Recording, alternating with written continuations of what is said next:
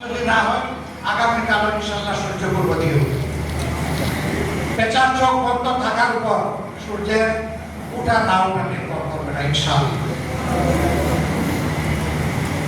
পাম্পে একটা পাম্পে লাইনে হাজার হাজার গাড়ি এবং মোটরসাইকেল দাঁড়ায় আছে লাইনের লাইন, এখন আর চাকাই সেদিন দেখলাম যে একটা গাড়ি তেল নাই, এখন গাড়ির সাথে আমার তেলও দিলেন, এই জন্য গাড়ির সামনে গরুর গাড়ি দিয়ে গাড়ি নামছে। আমাদের মন্ত্রীরা বলে আগের চাইতে আমাদের তেলের রিজার্ভ অনেক বেশি চাহিদা বেড়ে গেছে, তো তোমরা তোমাদের থেকে ব্যবস্থাপনার দুর্বলতা এটা তোমরা শুধরে উঠো না, জনগণকে কেন বোকা করছো?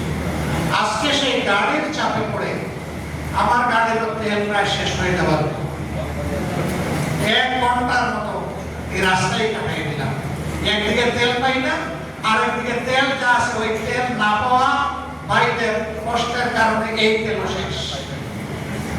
শুধু গাড়ির তেল, কৃষি নির্ভর একটা দেশে এই মৌসুমে খামারেরা হা করে চেয়ে আসে, তাদের ফসলে শেষ করবে, পানি দিবে নাই, আবার এখন ওই গোলাইয়েতেও আবার তেল দেয় না, ডিজেল দেয় না, বলে যে না আপনি কার্ড নিয়ে আসেন, সে কার্ড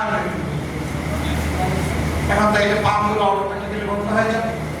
এর প্রভাব হিসাবে আগামী মৌসুমে আমাদের খাদ্য উৎপাদন মারাত্মক ব্যাহত হবে এবং খাদ্য ঘাটতি বাংলাদেশ পড়বে। অবশ্যই দেশে আমরা দুর্ভিক্ষ দেখেছি 54 সালে, কারো গড় পড়ে আর কেউ সেই করে তাকে আলু পোড়া খায়। এখন যারা আছে তারা বোধহয় আলু পোড়া খাবার অপেক্ষায় আছে।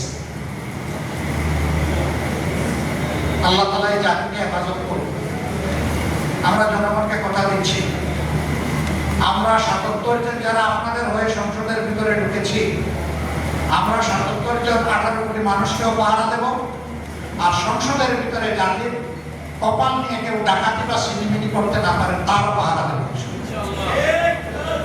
আপনারা দোয়া করবেন, আমরা কোনো অন্যায়ের কাছে মাথা উন্নত করবো না এবং অন্যায়ের ব্যাপারে ছাড়ও দেব না।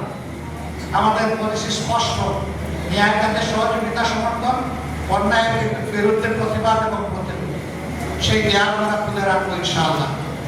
আল্লাহ বাংলাদেশকে নৈব পেশিবাদের হাত থেকে মুক্ত করার ব্যবস্থা করবে। এই লড়াইয়ে সবাইকে আপনার জনতাকে আমি শরীর হওয়ার জন্য আহ্বান জানাচ্ছি, কারণ লড়াইটা জনগণের জন্য, আমাদের জন্য। ইনশাআল্লাহ ন্যায় এবং সত্যের এই লড়াই আমাদের বিজয় হবে, জনগণের বিজয় হবে, পেশিবাদীরা হেরে যাবে ইনশাআল্লাহ। আমি বলেছি যেদিন গণভোটের কোন রায়কে অস্বীকার করা হয়েছে